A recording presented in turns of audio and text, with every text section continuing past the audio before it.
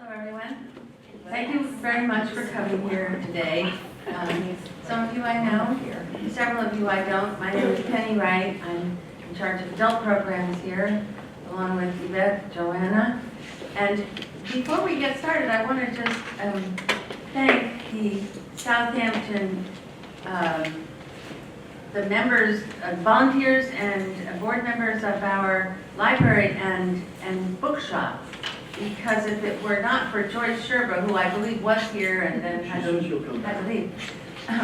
we would not have learned that Frederic Tuten lives in our community and frequents the bookshop and would be a willing guest here. So thanks for that. Florence is another volunteer here at the bookshop. Is that correct? Yes. And Sue Johns is our board president, and I think somehow affiliated. So we're really lucky to have all these great people, and maybe some of you are also, I don't know, are any of you volunteers at the bookshop? Oh, I'm so sorry. That's quite all right. And what's your name? Sharon. Sharon. Okay, thank you all. I also want to thank Christine from Southampton Books. They have been really good to us and are here today, will be here throughout the summer several times to sell books. We're willing to come to sell books, even if we only had 5 people coming. That's really something good. But I have to tell you, this is a book I really recommend. Now, I have to confess I only started reading it 2 days ago, because I'm always on it. I have a backlog of books of authors who are coming. I love this book. This book is great. So, you might want to buy it. If you do, there's Christine, and you can pay her and walk out with your book. I want to tell you a little bit about our guest. Frederic Tuten grew up in the Bronx and at 15 dropped out of high school, determined to become a painter and live in Paris. He took odd jobs and studied briefly at the Art Students League, eventually returning to school and continuing on to earn a PhD in early 19th century American literature from NYU. He traveled through Latin and South America, studied pre-Columbian and Mexican mural painting at the University of Mexico, wrote about the Brazilian Cinema Novo, and joined that circle of filmmakers, which included Glauber Rocha, and I might be mispronouncing that, I'm sorry, and Nelson Pereira dos Santos. He finally did live in Paris, where he taught film and literature at the University of Paris 8, and acted in a short film by Alan Resnais, co-wrote the cult film Possession, and conducted summer writing workshops with Paul Bowles in Tangiers. Tuten's short stories, art, and film criticism have appeared in Art Forum, in the New York Times, Vogue, Conjunctions, Granta, and Harper's. In addition, he has written essays and fiction for artist catalogs, including Ross Bleckner, John Baldessari, Eric Fischel, Pierre Huguet, and I know I'm not pronouncing that right, Jeff Koons, David Sally, and Roy Lichtenstein. Frederic Tuten has also published 5 novels: The Adventures of Mao on the Long March, Hellion, A Brief Romance, Tintin in the New World, Van Gogh's Bad Cafe, The Green Hour, a collection of interrelated short stories, self-portraits, fictions. And the recent book he will talk about today, which is a memoir titled, it's titled My Young Life, which is a coming-of-age story set in one of the most exciting and creative periods in American history. This book brings the reader from his Sicilian immigrant's family kitchen table in the Bronx to the politically volatile quarters of the City College of New York, to the arms of Mexico's art world, and finally to the dangerous, exciting streets of Alphabet City in the 1960s. Mr. Tuten received a Guggenheim Fellowship for Fiction and was given the Award for Distinguished Writing from the American Academy of Arts and Letters. It's an honor to have him here. Please welcome Frederic Tuten.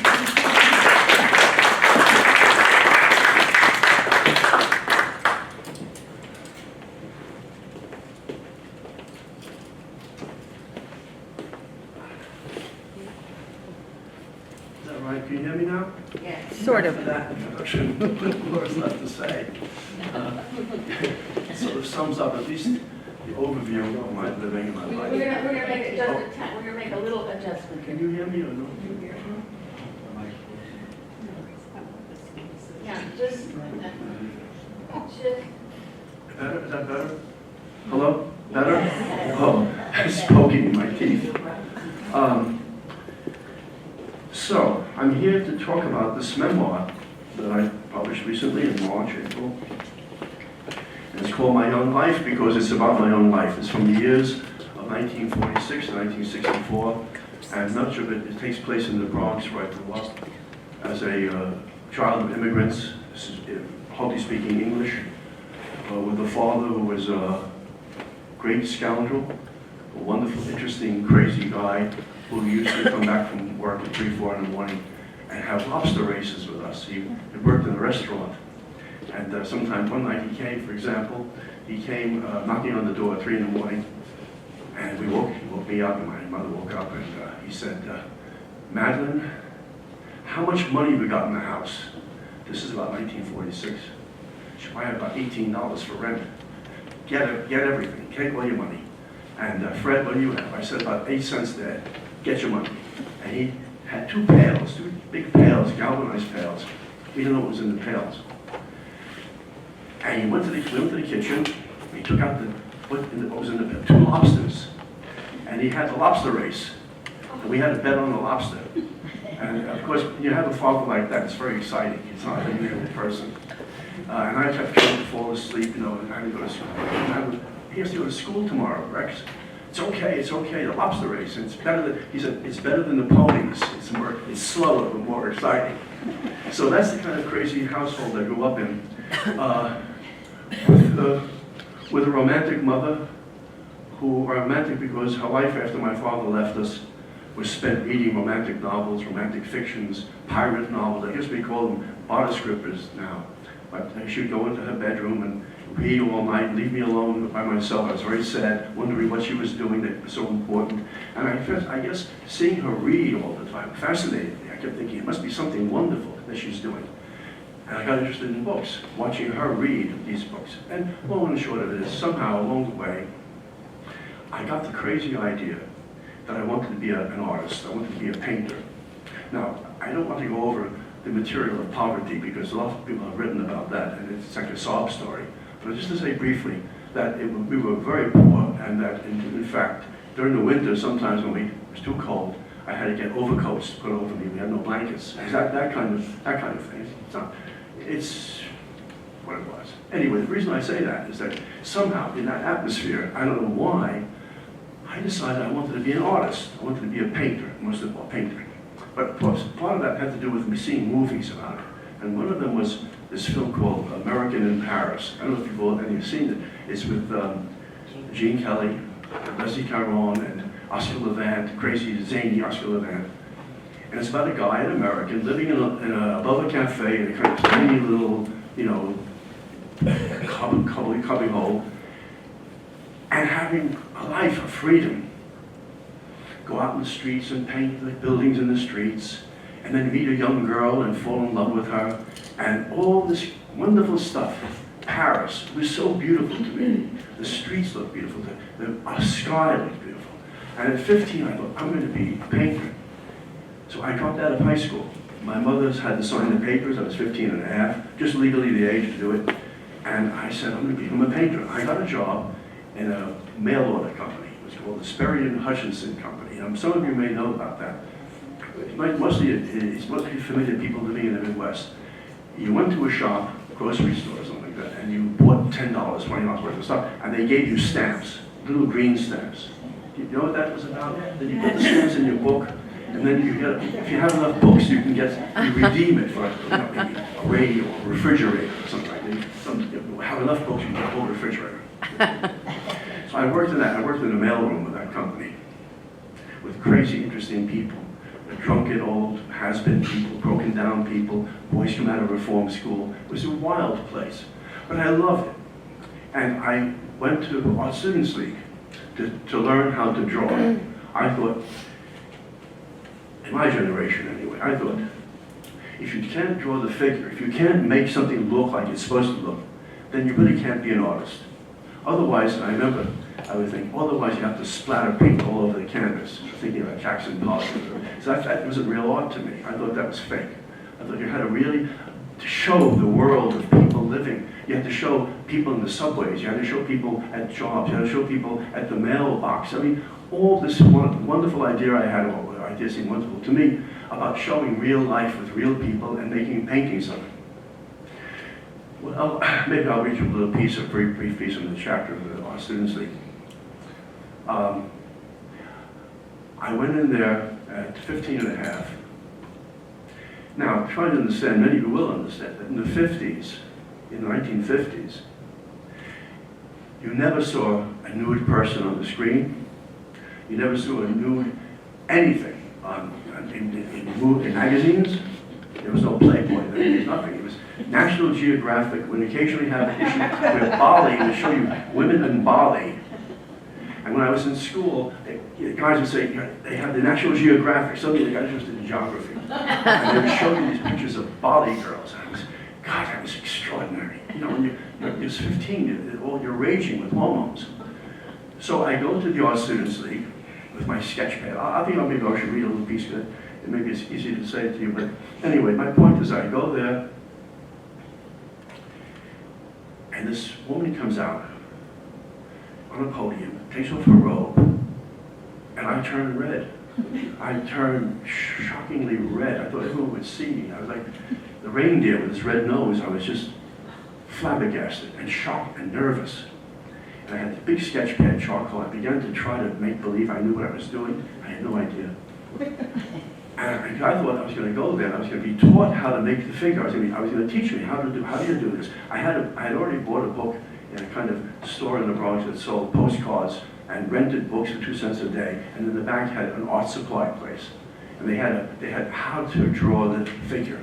And I bought that. All I learned from it was you make ovals. You make an oval of the head, an oval of the torso, and then you sort of stick things out, arms and legs and stuff like that. So I tried to do that. And the break comes. I go upstairs, and all young people there, they're in their 20s and 30s, and all smoking and talking to each other, and knowing each other, having fun. And I'm just standing there, and I'm thinking, they're going to see how ridiculous I am here, how I can't be an artist, I can't be anything, I don't know anything. And I pretended looking up around like I had lofty thoughts. I'm thinking about Plato or something. I'm thinking about, and the meaning of life. I'm so above it all, this stuff. And then the woman who was in the model in the row comes over to me. Come on, sit with us. And there was a little alcove there where the models had their breaks. In the same room, everyone was talking and smoking and stuff, and they had their breaks.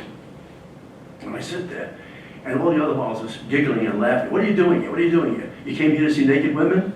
And I was worse. I said, no, I got on my high horse. No, I came here to learn how to be an artist. And they giggled and loved. And then Molly, the model, who became Molly, who I immediately had a crush on, of course. Molly said, leave him alone, he's cute. And I suddenly became cute. And then on the Saturdays I took my classes, I used to sit with the models. So I thought, I'm really in heaven. I'm halfway there. It's what I wanted to do. I wanted to be in Paris and have girlfriends who were models and part of the art world and everything. And there it was, halfway done. And I didn't even know how to draw. Well, that long didn't last very long, because one day I'm doing the figure, and finally the teacher, I remember his name so well, named Ernst Feeney, came over to look at my sketch pad. And he said, oh, what are those on her feet? I said, nothing, there's nothing on her feet. Oh, I thought she was wearing galoshes, he said. And everyone sort of tittered a little bit. I was very embarrassed. And when it was over, a couple of the people that came to me and said, don't worry, he's a jerk. Everyone knows he's a jerk. Feet and hands are very hard to do. It's very, very difficult to draw feet and hands. And after a while, I felt so abject. I felt so humiliated. I was getting nowhere, nothing. And I finally left our students' league. And I said goodbye to Molly, who was already, I was dreaming about her all the time. I was crazy for her. I had fantasies about her. One fantasy was, well, she would go to Paris with me. And we would live in a little atelier, a little place, and she'd be my model and my muse. And we'd have, now, what did I think about this? I had no idea how I'd make a living there. Because I thought that the French, watching American in Paris, the French love artists so much, and American artists so much, that they would just sort of take care of us. And that, I would pay them somehow when I sold my paintings. This is the scheme I had. And that Molly would come with me, and we'd be there together in happiness. I went to say goodbye to Molly. Well, before that happened, actually, a week before that happened, maybe that was a deciding factor, because a week before that happened, one of the models, just not noticing I was even there, said to Molly, that Tony is a jerk. That Tony of yours is a jerk. And suddenly, I felt crushed. Now I knew she had a boyfriend.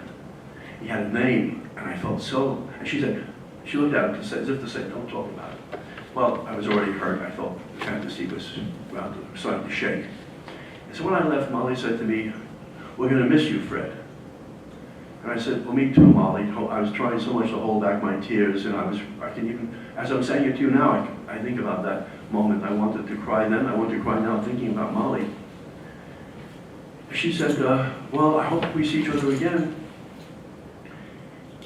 Yes, of course, Molly. And I remember walking from the Art Students League to the 7th Avenue subway back to the Bronx, feeling absolutely defeated that now I was no longer an art student. I was no longer an artist with pretensions to be an art student. I was just a guy who worked in a mailroom, who was a high school dropout. I said, so now I have no life. It's over. No love, no art, nothing. I went back to the Bronx, and I live with my mother. Now, part of the book is about, part of this memoir is about people who are very important to me in life, very important to me. And we all have people like that. They can transform your life, they can change your life for the good or for the bad, for good or for bad. And somehow we're lucky sometimes to have people change our life for the good. This was an amazing man. This is a man called John Resco. He's a very important figure in this book. John Resco had been in Dannemora prison for 20 years, 20. He was a kid from the Lower East Side, Christmas Eve, with a wife and child. He was 17 years old, height of the Depression, no food on the table, nothing. And an older guy in the neighborhood, hardened criminal guy, said, I know how to make money, come with me. They went up to the Bronx. Why they go to the Bronx, I don't know, to hold up a grocery store. The guy came at him with a bat. The older man gave my friend John pistols and shoot him, and he did, like a stupid kid, and he killed him. They were caught, both of them, given the death penalty. The older man was executed in Sing Sing within 6 months, and Vesco got a reprieve. Then he waited a bit, and there were petitions from the neighborhood. The priest and everyone said, he's not a bad kid. He's not a criminal. He's nothing. He has a children. He has a child. And the mother came to plead. He had 3 reprieves. The last one, 45 minutes from the electric chair at Sing Sing, when the word came down from Governor Roosevelt, who became President Roosevelt, and gave him a reprieve, life sentence in Dannemora prison.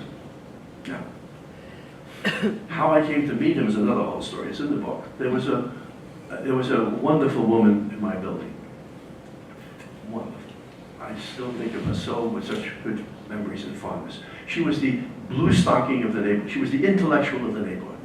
She was married to a man who taught at Music Hall High School, which was in those days a very prestigious thing, powerful thing in the Bronx. Music Hall High School, Stuyvesant High School. There were a few Bronx high schools, a few privileged places where you taught and you were sort of had esteem. You had the power. So he taught there, and he had his wife was a wife who was intellectual. She invited me to her place. Books everywhere. Books everywhere. That was so wonderful. Paintings, books. And she said to me, tell me about yourself. What do you want to do? I said, I want to be an artist. I want to be an artist. I want to be an artist. She said, have you read Rimbaud? I never heard of him. A young poet. She gave me books to read. And long and short of it is, after we got to know each other fairly well, and I thought she was wonderful, I was of course in love with her too. I fell in love very easily then. I think I always do that, fall in love easily. But You know, it never changes, no matter how old you are. You know that, right? It's just that you're a fool. When I was a kid, I think, gee, when I get older, I'm not going to think about that anymore. It's going to be over. It's over. It's over. Thank God it's over. But it's never over. At least I hope not. So she said, you know, you're very isolated. And you don't know anyone at all. I have a friend you should meet. She introduced me to John Resco, who lived in Parkchester. Parkchester was kind of, I guess, kind of middle class, lower middle class complex of rentals. You know, it was a huge complex. I was in town, and he was there with his wife. I didn't know yet that he had been in prison. I didn't know much about him at that point. And there again, paintings on the walls and books and music and everything I dreamed and wanted to be part of, everything I wanted to feel part of.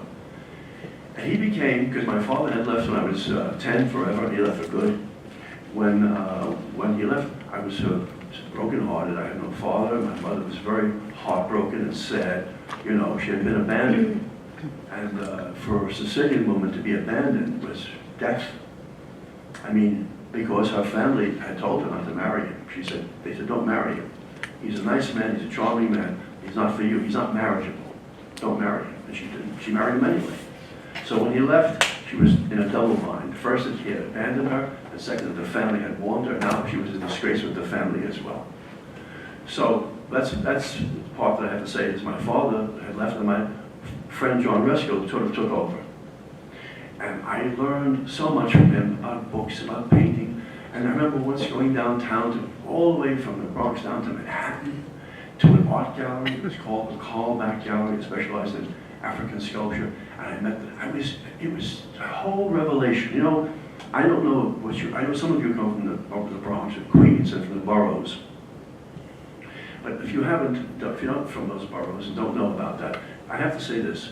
If you saw Saturday Night Fever, that film with, I can't remember his name. John Travolta? Travolta, yeah, Saturday Night Fever. And the thing about Saturday Night Fever that interested me now still is the idea that one day they go to the city. That's what they talk about. We'll go to the city. Where is the city? Is it Chicago? Is it Paris? No, it's Manhattan. Because it seemed so far away. But it wasn't from a distance point of view. It was from the emotional point of view. It was from the intellectual point of view. Manhattan was Mecca for me. When I was about 16, I started to write poetry. So I more or less gave up the idea of becoming a painter. I more or less gave up the idea. I started writing poetry. And the place that was and I learned that from both John Resco and from Caroline Kohler, that the place that was the center of modernist art, modernist poetry, modernist writing, was New Directions, the publishing house called New Directions. It still exists. It's a marvelous place. It publishes great writers. It's independent in a way. It's a non-profit. The editors all share the profits and everything. It's still subsidized by Logland and Steele, so it has a little bit of subsidy to keep itself afloat. It publishes great stuff. And I remember sending poems to them from the Bronx. Now, I know it seems improbable that I would remember a poem that I wrote when I was 16, but the shame of it is so great. The humiliation of his idiocy is so fascinating and powerful that it stayed with me forever. You know, it's like a mantra you can't get out of your head. The poem was, "Kyphosis of the mind is no crime." Now, I thought that kyphosis was a fancy literary word. It was a medical term describing curvature of the spine.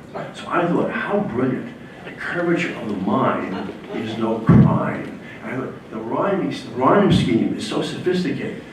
Mind and crime. It's a near rhyme. So that they would really be struck by the virtuosity of it. These are the kinds of poems I was sending to New Direction. And the most important thing was, they actually write back. Now think about it. You know, they didn't know if I was 10 years old, 100 years old. They write, "Dear Mr. Tuten, I was Mr. Tuten. We thank you very much for sending your poems. We cannot use them at this time, but do keep sending them." And it was sometimes a handwritten note. I thought, they're writing to me from Manhattan. That's all the way there with a lights were wonderful. The lights stayed on at night after 9 o'clock. You know, in the Bronx, it went dead. Some of you know. After 9 o'clock, 10 o'clock, there was nothing. The shops were closed. The only thing open was a bar. A bar may be open. And my grandmother used to say, the bar, people who go to the bar, they're lost souls, she said. They go to a bar after 9 o'clock, they're lost souls. Who goes to a bar? No respectable people sit around the bar. But that was all we had at night. So the point is, after that, I dropped out of high school, as I say, and Resco kept saying, Resco one day said, he had what they call GREs, one of those high school diplomas you get, you know. Yeah, you're right, you don't go to school, but you're right. And he had G, whatever it is. He said, you know, Fred, I don't really want to hang out with high school dropouts. He who had been in prison 20 years. By the way, he got out of prison, and there's so many things to say in such a brief time, and I don't want to lose your attention entirely. In prison, he began to paint. First, he made drawings, and drawings of prison guards, drawings of fellow prisoners, and he was a reputation in the prison. Oh, a guard came over with a photograph. Can you make a picture of my son? A picture of my daughter? So he made lots of pictures. He got to be sort of. He wasn't a problem. He wasn't a hardened criminal. He was a guy. One day shot a guy stupidly and forever to be humiliated by it and hurt by it. And hurt for what he had done. Then eventually he got to be known because there's a writer called Carl Carmer, C-A-R-M-E-R. Carl Carmer, unknown to us now. By the way, part of one of the reasons I wrote this book, and it means a lot to me to do this, it means a lot to me now, is that there are people in my life, and I'm sure I know in your life, they're not famous, they're not celebrities, they're not people, you know, who will be in history books, but they're significant people, they're marvelous people. They're people who earned their place in life with dignity, that they struggled, and they did, and they suffered, and they gave to life. There are people like that in your life. I know there are. There have to be. Whether it was your parents, or some friends, or someone, relatives, someone you know. Part of the reason I wrote this book was that there were people like John Resco, who, by the way, is not entirely forgotten, because there was a film made about his life, a terrible film. It was in my camera. Ben Gazzara played John Resco. It was awful. It was a terrible film. And he also wrote a book called Reprieve. It's a story of his life to the point, you know, he got out of prison after 20 years. He was in prison painting. Now I might as well tell you this little story. He was drawing, and he wanted to paint. But the prison regulations were, prisoners were not allowed to have paint, tubes of paint or brushes or anything like that. They couldn't have it. In prison at the time he was there, was the famous criminal Lucky Luciano. You know who that is? One of the mobsters, one of the five family, Lucky Luciano. They both came from the same neighborhood down the Lower East Side. Became friends. And John was talking about painting, wanted to paint, and one day, it's in his memoir, two prison guards come pulling a dolly full of boxes of paint, brushes, canvases, everything. Luciano just made a phone call, and all of a sudden everything went. And at that point, all the regulations were forgotten. John used to say, it's hilarious. There's Luciano. They used to call him Mr. Luciano. The prison guard all had high respect for him. He had power, a tremendous amount of power, even when he was in prison. So he was able to start painting, and eventually, he even had shows in New York at the ACA Gallery while he was in prison. And finally, after 20 years, through letter writing, through people petitioning, through people arguing, people begging, including Groucho Marx, who wrote letters on his behalf. Groucho Marx, saying he's redeemed, he's not a criminal, give him a chance to live, to give to this community. And he came out. That's how I met him at that point. After 3 years, I met him 3 years after he came out of Denmark. So I went back to high school, and I went to college. I went to City College in New York, which was so meaningful to me. I hope you will read the book, if nothing else, just for those chapters I wrote about City College. It was free. It was the free school. It was originated in 1849 as the free workmen's college, and it was free until like the 70s, which meant that poor people could go there. You still had to earn a living. We all had jobs, even if we went to City College. We had to do part-time jobs, but you could go there free and have the highest, I know this sounds like an exaggeration, but it's not, the highest quality education available in America, the highest. It was called the Proletarian Harvard. That was what we called City College, the Proletarian Harvard. Why? Because to get in there, you had to have high grades, competitive grades. It was an incredible thing. All the high schools, when you were graduating, they would say the average you need to get into City College is 98.5. And if you didn't, you had to take a test. And then people would say, I have 98.4. It was because Jonas Salk, the person who discovered the polio vaccine, was a City College graduate. Young, poor people from the Lower East Side, poor people from everywhere, could go there and get a great education. When I went there, I began to feel I found a home. It was a home so profoundly meaningful to me. The professors were extraordinary. Some of them were Eastern European, Germans, refugees from Hitler, great scholars, European scholars of great renown, coming to teach at City College, lucky to be escaped, lucky to have gotten out of Hitler, lucky to get away, and to be able to be there, have a job, to be respected, and not be frightened. They were great professors. The students I found so wonderful, because I was very lonely in the Bronx, living with my mother and grandmother. My friends in the Bronx, they didn't really have much. They read. They were students. Education was highly prized in my neighborhood. It was a Jewish neighborhood. Everyone read. Everyone did their homework. I should put it that way. And the priority in the neighborhood was education, not basketball, not football, not tennis. No, education. So I came from that ethos.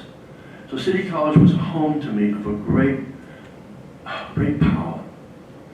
The City College cafeteria, I got half of my education, trading books with students, knowing things, reading things, talking about literature, talking about poetry, talking about politics.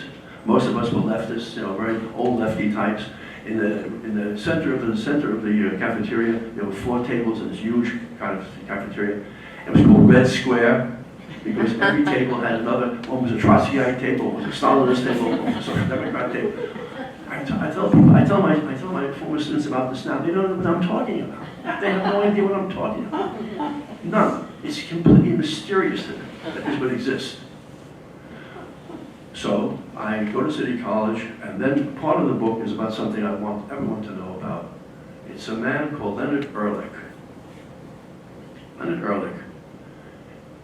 He looked like a kind of, he always very conservative clothes, kind of Brooks Brothers type of clothes, highly polished shoes. I remember his shoes were always burnished. They had a kind of highly polished, beautiful, burnished, old quality to them. He had a tie and a jacket and spectacles. He wasn't old. He was in his, I guess by the time I met him, he was like 50. He taught creative writing. I took a class with him. Leonard Ehrlich, at 25, you can check now, go into your biography, you can check, Google him. Leonard Ehrlich at 25 years old, had published his first novel called God's Angry Man. It's a novel about John Brown, the abolitionist. I even showed the New York Times review in it, in my memoir. The review said, a new great American writer's presence, new wonderful new American writer. He's arrived. I mean, you couldn't make up your own review to have written that. It basically said, this little 25-year-old now, he's going to be part of American literature. Who gets a review like that? And overnight he became famous. Famous. He got involved immediately with the art world, with the literary world, the cream of the literary world, Carson McCullers, all that people, all that crowd. He never finished the second novel. So when I met him, he was a sort of strange looking. He'd look at you sort of like on the side. He never looked at you in full on, sort of like a side glance, like sort of figuring thing, like an owl would look at you, I suppose. Very soft spoken, very gentlemanly, very kind. And then I began to learn how injured he was, how defeated he was, how sad he was, that he had been a failure. And he carried that with him all the time. That he had not finished the second book. People in the beginning would say, where's your second book, Lenny? Oh yeah, he's writing. No. One day we became friends.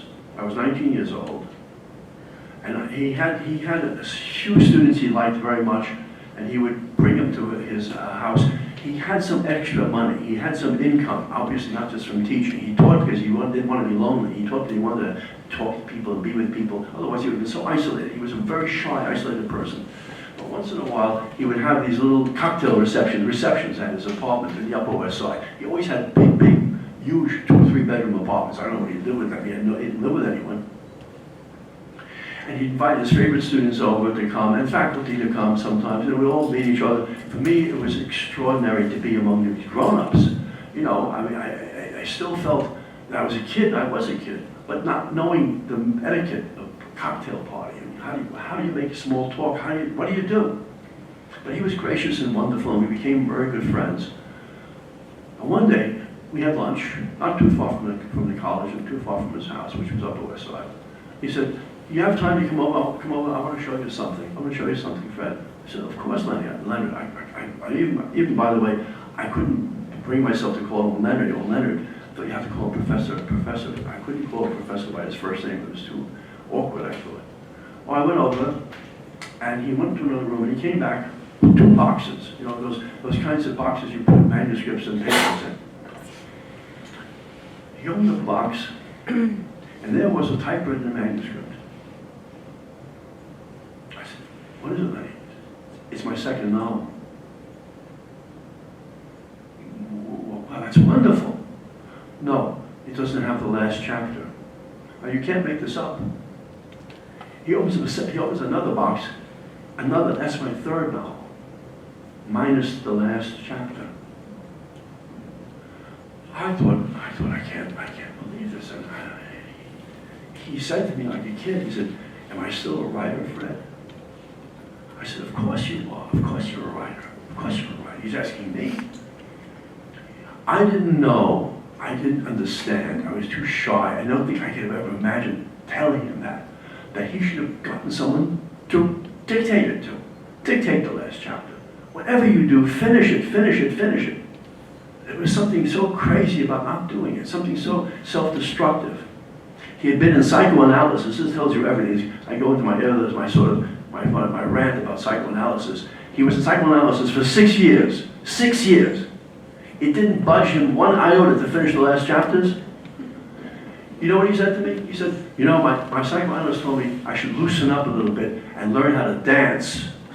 That was after 6 years of psychotherapy, to loosen up and learn how to dance. So we had these receptions. When I got to know him a little better, later on, he would have little dance parties, awkward dancing, the foxtrot. It was just to watch him was to want to jump out the window. It was so awkward, ridiculous. But he was loosening up. So part of the reason I wanted to write this memoir was to write about people like that, like Lenny, like John Resco, like Carolyn Kohler, who opened my life up in the Bronx to books. Along the way, not just because they were figures of interest or anecdotal figures, of course, because they were part of how my life was transformed, how my life was changed through them, by them. The graciousness of it. I remember I went to Mexico, and the book takes place in the Bronx, Manhattan, Mexico, Syracuse and Syracuse University, and then back to the Lower East Side, when it was still called the Lower East Side, Alphabet City, Avenue C, D, A, B, C, and D, when it was dangerous and threatening and frightening, but wonderful, alive. Manhattan now is basically Dubai. Manhattan is now just Dubai on the Hudson, on the East River. It's just glass, expensive restaurants, expensive shops. It's Rodeo Drive in Dubai. They've transformed it. It's gone. The old, wonderful neighborhoods, the shops were there, the mom and pop shops were there, the shoemakers are gone, the bread stores are gone. No one can afford the rent. It's finished. So the point is, that time in the 60s, when I was there, living there, when I came back from Syracuse, parenthetically, the worst experience of my entire life, ever. No one can understand the misery I felt 2 years in Syracuse. When I got there, it snowed. When I left, it snowed. It snowed every day. It snowed every day, either gently or terribly. The cars looked like little baby whales covered with snow, white whale, little Moby Dicks covered with the intellectual atmosphere. I had come from City College, where we talked in the cafeteria about here's a conversation. Can a fascist be a great artist? This is a big debating issue.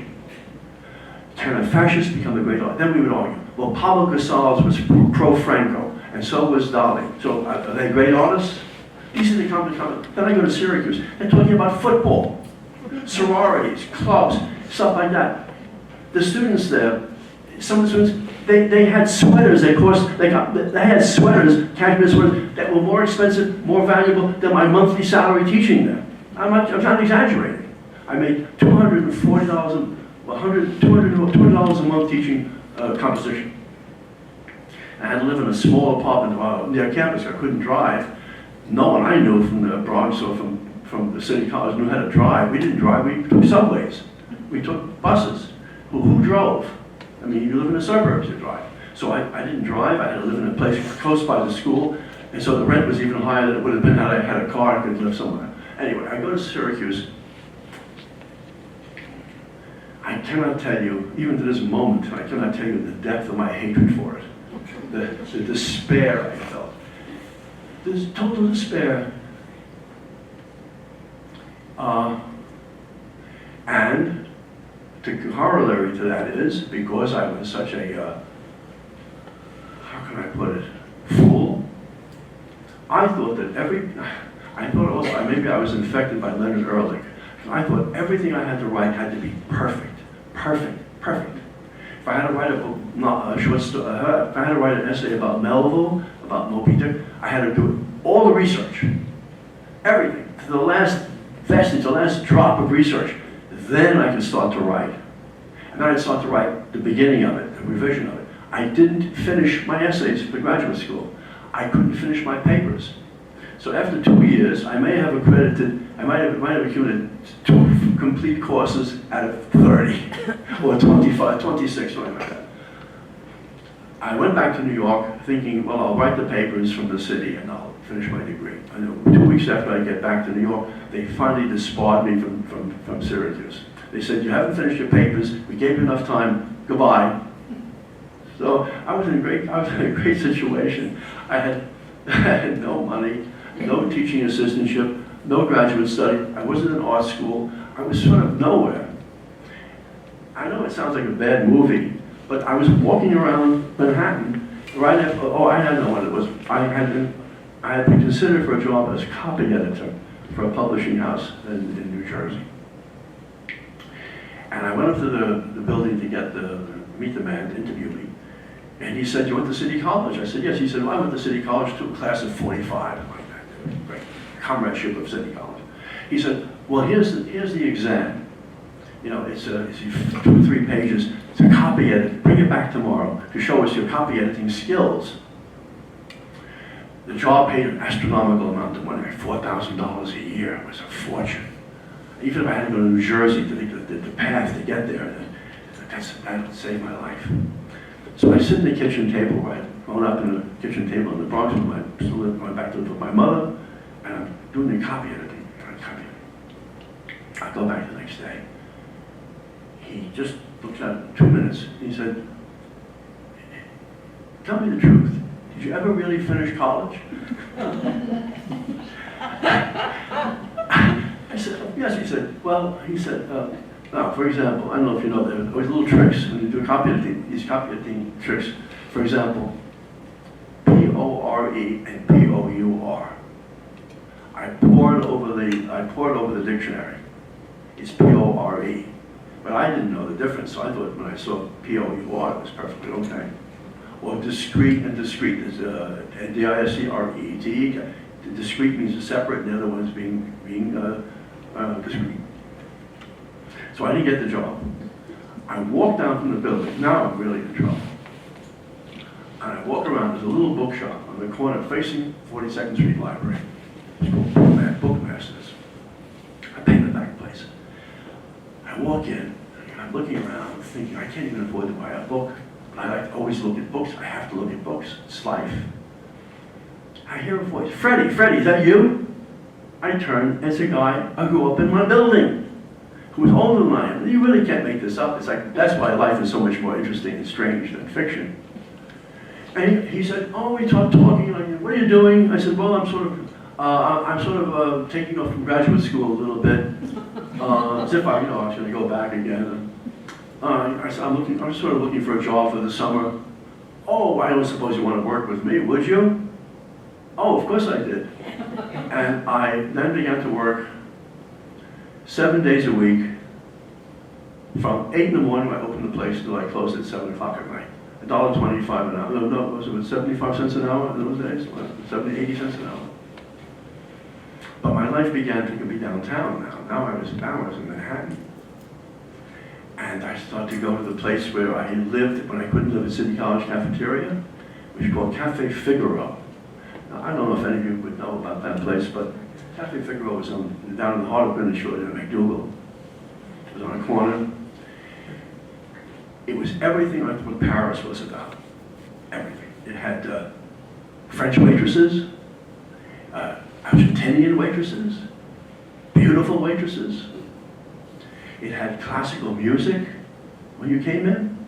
You could sit there with a beautiful cappuccino and read a newspaper. They had, like in European style, they had newspapers hanging on a rack. And so when I wasn't working and I went to go there, and I was sort of traveling back and forth to the Bronx. And one day, one of the waitresses said to me, we're moving back to Rome. Do you know anyone who would like an apartment? Well, of course I like an apartment. How much is the apartment? $26 a month. Oh, that's a lot.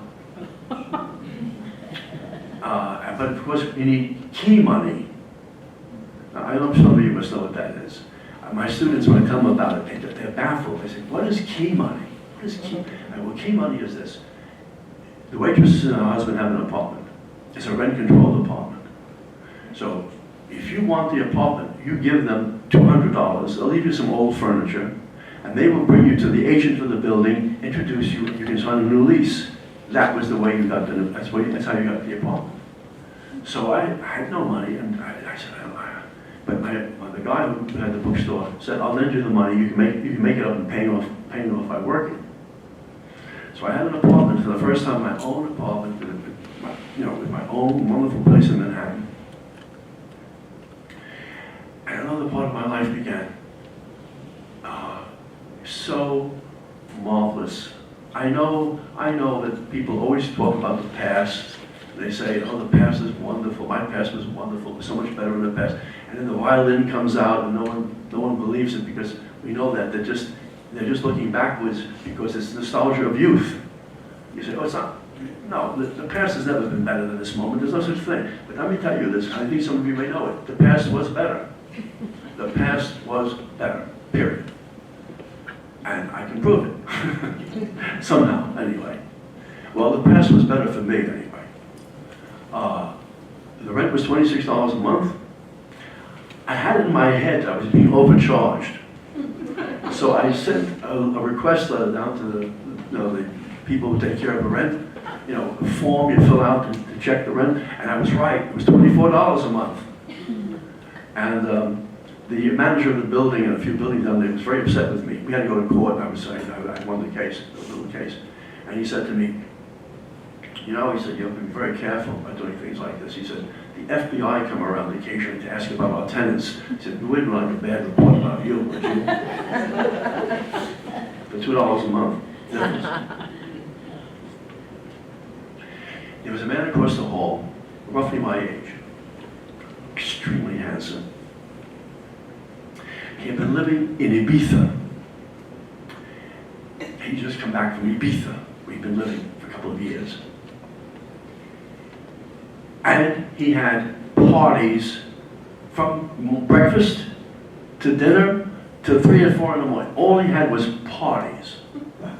And who would come in and out to crash with him were these beautiful Europeans that he met in Ibiza, and they would come. And some of the people from the Andy Warhol crowd, like Nico from Velvet Underground, they'd crash there and he'd have music there. And it was like a life of parties while I went to work in the bookstore. One day, the door, 3 in the morning, knock on my door, and this gorgeous woman standing there. And where's Peter? I said, I don't know, it's over there, it's across the hall. Oh, I don't care, I have to crash. And she came in and she fell asleep on the bed. Another one comes and says, hey man, you got any Coke? I'll tell you something about me. I said, I don't drink Coca-Cola. Where are you from, she said. Where are you from? They began to laugh at me. That guy across the hall one day comes to me and says, hey Fred, you know, I'm leaving the apartment. Maybe you want to rent it. You can use it as your studio. And so I was writing, you know, I was such a big time writer, I needed a studio separate from my living quarters. I said, oh really Peter, that's great. How much is it? $28 a month. He said, I'm not going to charge you a subletting fee. You can take it. I said, well, where are you going? Oh, you know, my father and mother think it's time for me to get a job. Oh, yeah. Well, what kind of job did you get? It's a job in a publishing house job. What are you going to do there? I'm going to be an editor. Oh. Yeah, he said, I think that's a good job. You know, most of the time, the editors just don't work very much. They have long lunches, they drink, and hang around, and read manuscripts. That man was Peter Mayer. He died recently. He became the head of Penguin Publishing. He became the head of the whole division. And he started his own publishing house when he retired. The other press, or something like that, a very well-known, very respected, highly respected independent publishing house. Those are the kinds of people that lived in the building. Young, interesting, ambitious people who could afford to live in Manhattan in their own apartment without 15 people in a room, which has happened now. All young people live, if they live in Brooklyn, unless they have trust funds, they live in Brooklyn, four people, 3 people and sharing an apartment, a high rent. The most wonderful talent can't come. They can't afford to be here. The city is not being enriched by young, interesting people, not being enriched by talented young people. They can't afford to be here. There, I should say. So the book takes a lot of that period of meeting artists and writers, young people, kind of wonderful bohemian life of the Lower East Side. In that building also, apart from the young intellectuals and aspiring artists, people like the old Poles who had lived there from probably 100 years, but came off the boat, they're still there. One was a carpenter, an old carpenter. He must have been 90. He had a cat called Marcus. And he said to me, Fred, when I die, will you take care of my cat? He'd come sometimes and bring me soup he'd make for me, big pot of mushroom soup, Polish mushroom soup with a little grain, a little barley with a little stuff in it, and barley and mushrooms and a little berry in it. There's a special berry all the Poles know about, I don't know. It was in a marvelous time. So the book ends with that note. The book ends with my still trying to find myself as a writer. Now, I had written a novel when I was in City College about Mexico, about my being in Mexico. It was very much like on the road. It was like kind of a Bronx guy's on the road. But it wasn't finished.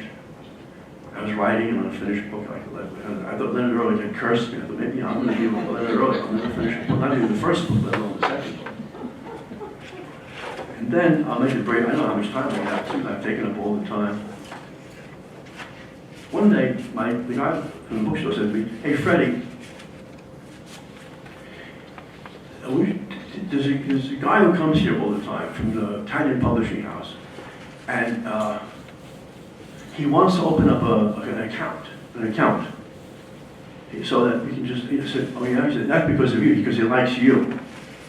I said, who is he? He said, that's so-and-so. I said, you mean he's a journalist? He said, no, he's the head of the Rizzoli division. He's the head of all the magazines, everything here in New York.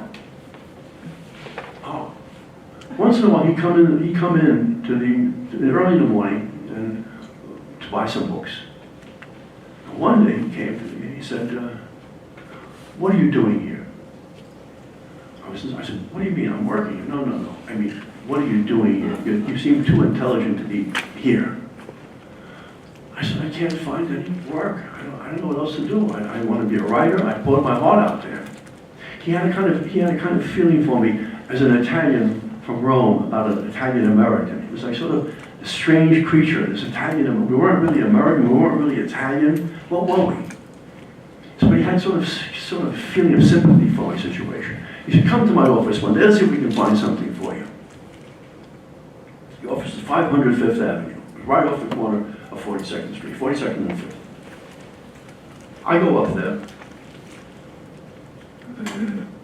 Woman opens the door, and she's smoking a pipe, smoking a pipe, in slippers, smoking a pipe.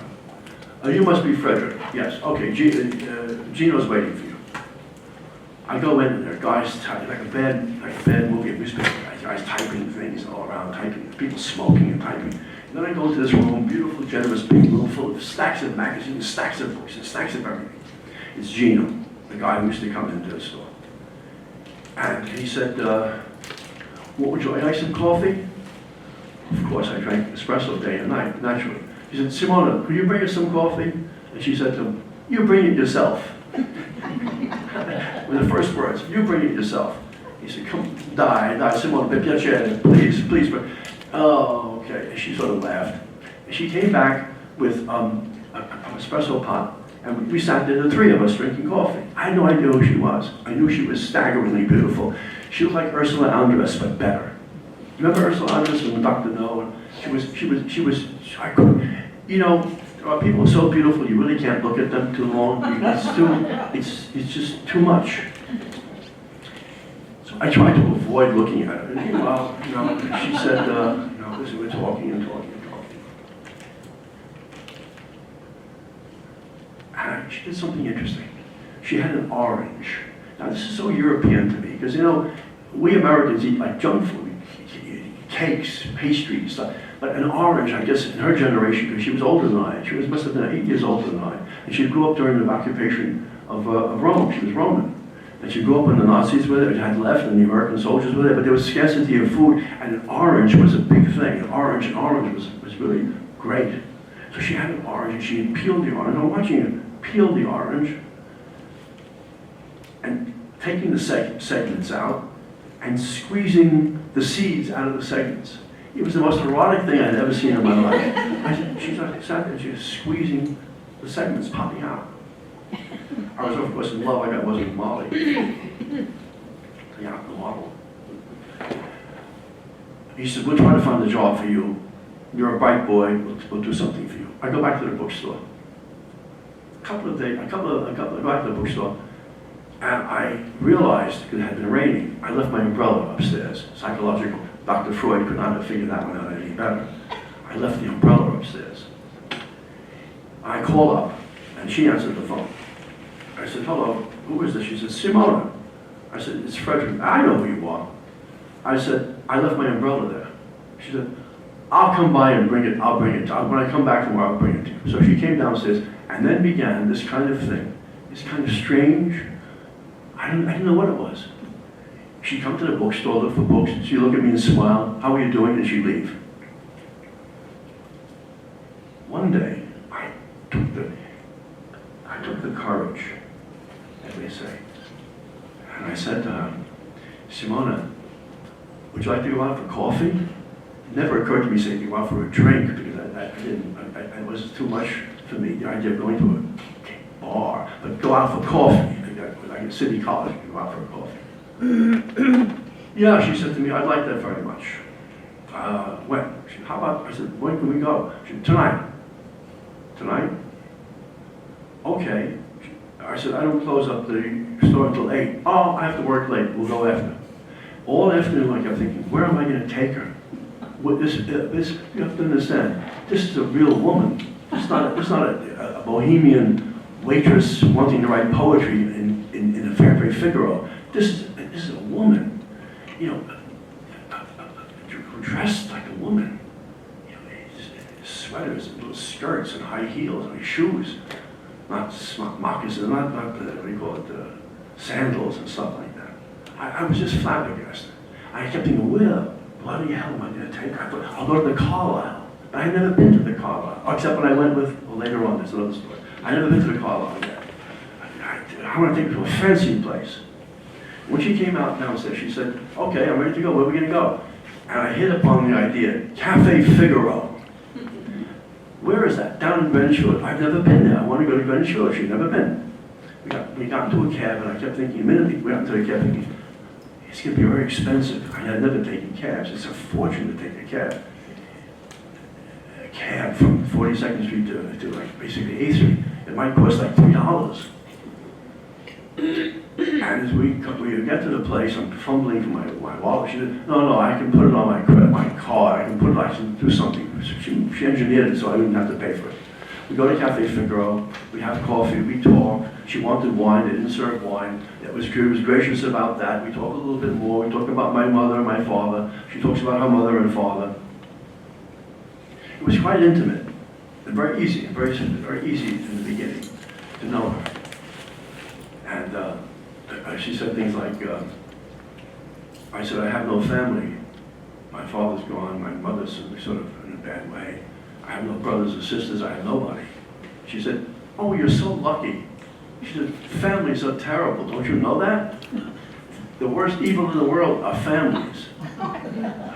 Really? We talk a little bit more. I bring her to the subway. To the subway. We get to the turnstile, and I kiss her on the cheek, and she goes. I get a call the next day. It's Simona. She's calling from New York. Hi, Simona. Listen, she said, do you think I'm your aunt, A-U-N-T? Do you think I'm your aunt? I said, no, of course not. Why? Well, why would you kiss me on the cheek as if I was your relative? She said.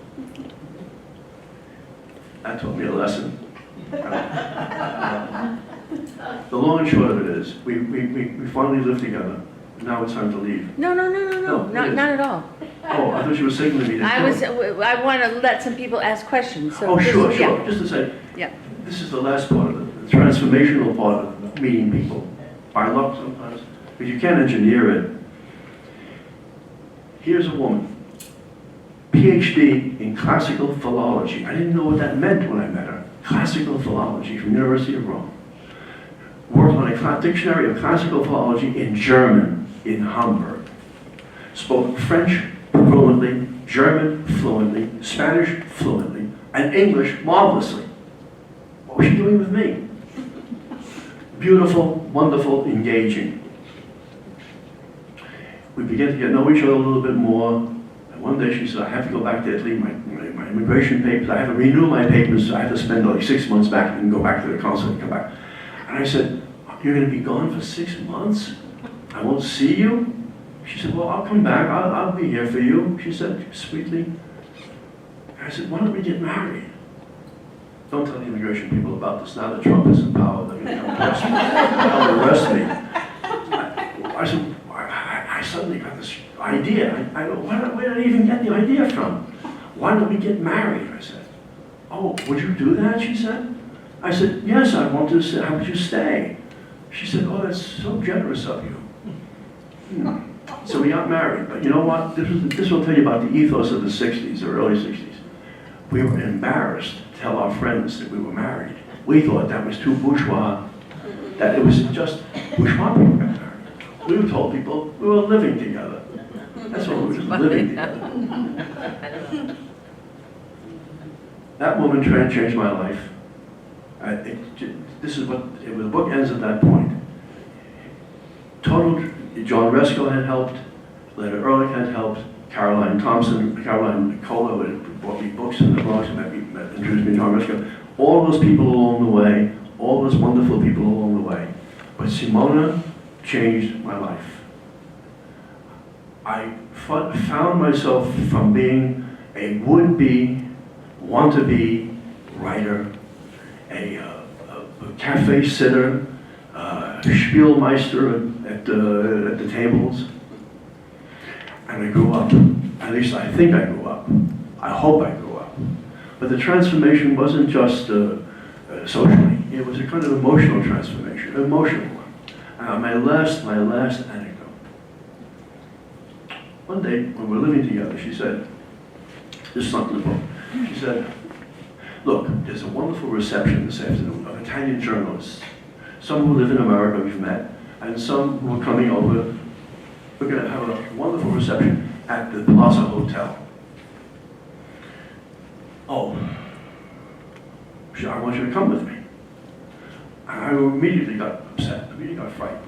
What am I going to wear? I don't even have a sport jacket. What am I going to wear? What am I going to do? And I said, she said, well, please just come with me. I said, okay. We got off the subway, we started walking to the plaza, and I could see the plaza not too far away, block away. And I got very frightened. I actually got terrified that I could not meet the challenge of meeting sophisticated grown-up people. And I said to Simona, I can't go. I'm sorry, I just can't go.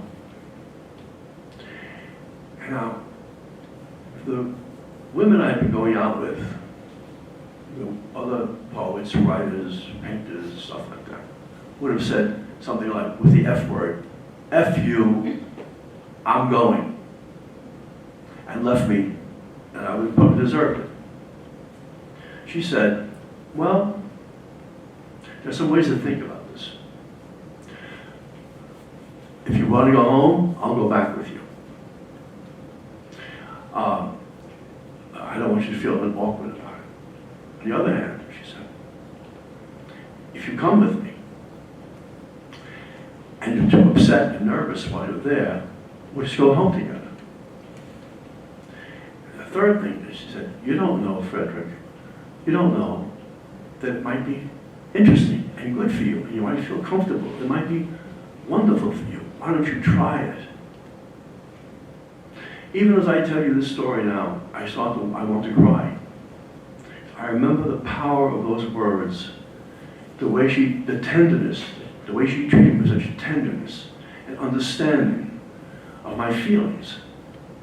And rather than separate me from those feelings, or separate herself from my feelings, to try to help me move along in life, to take another step in life.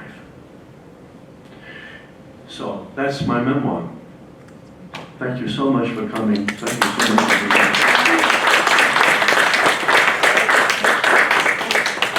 Thank you very much, Penny Wright, for having me. Well, thank you very much for being here, and I want to give anyone who has a question an opportunity any questions you have time, to ask. I'd like to say. I mean- Rank and serial number, please follow. Yeah. Yes, I read the book in 2 days. I couldn't put the damn thing down. But I was always intrigued. You finally got to Paris. I would want to get to Paris too. And I wondered, I don't think you explained in the book what actually, as far as, maybe I forgot, what got you to Paris and when, because you wanted to go be there so much. What did you think when you first got there? Were you Well, disappointed? could everyone hear the question as far as this? Because most of the early part of the book is my wanting to go to Paris, and did I ever go to Paris, and how did I get to Paris, and what did I do in Paris? The first time I went to Paris, I went with Simona.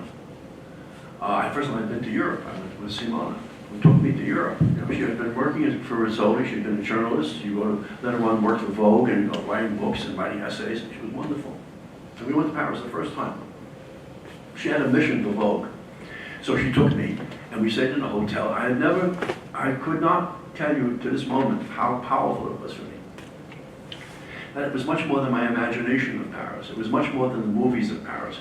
It was so beautiful. I could not comprehend how beautiful a city could be with its boulevards and the streets and the cafes. And the language was beautiful. And I loved every moment of it. I was crazy for it. I went back several times. We went back together, Simone and I. We went to visit our family in Rome, where she had a wonderful journalist, father and mother. So I became I slowly get acclimated to Europe. The long and short of it is finally I went back then, even when we separated, I went back alone. I made some friends there. But the long period of time, the really long periods of time that meant the most to me in the world was I started teaching at the University of Paris. University of Paris 8 is one of the branches of the Sorbonne. It's Paris, which is a Rue des Écoles, which is the old one, the old first. But then there have been various branches in 1968, when the students went into revolt, when they sought to barricade the streets and they wanted changes, one of the changes they wanted was to change the university system. They felt it was antiquated, it was stolid, it was deadly. So they wanted a new kind of educational system. And they opened up a new branch of the Sorbonne called Paris 8. And it started first in Vincennes, then it went to Saint-Denis. And I started to teach there. In English, I could never speak French well enough, ever, or even get through the day well enough in French. But I began to teach there, and began to make friends there. Not only the faculty and the students, but I began to make friends in a larger circle of friends,